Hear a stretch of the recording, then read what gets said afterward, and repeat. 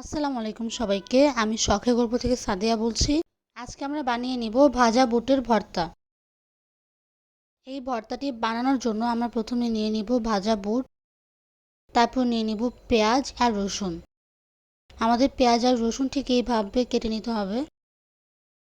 তারপর নিয়ে নিব শুকনা মরিচ, তারপর নিয়ে নিব ধনিয়া পাতা।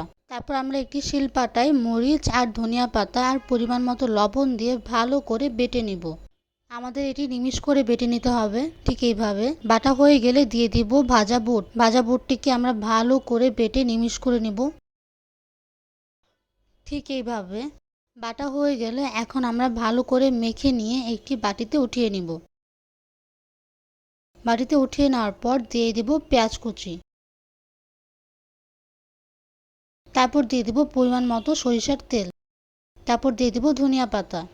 দিয়ে দেওয়ার পর এখন আমরা এটিকে ভালো করে মেখে নিয়ে একটি বাটিতে পরিবেশন করে নিব। তৈরি হয়ে গেল আমার ভাজা বুটের ভর্তা। আপনারা সবাই চাইলে এটি ট্রাই করতে পারেন। আশা করি আপনাদের এই রেসিপিটি ভালো লাগবে। আর ভিডিওটি ভালো লাগলে লাইক, শেয়ার, সাবস্ক্রাইব করবেন আর আমাদের পাশে থাকবেন। আল্লাহ হাফেজ সবাইকে।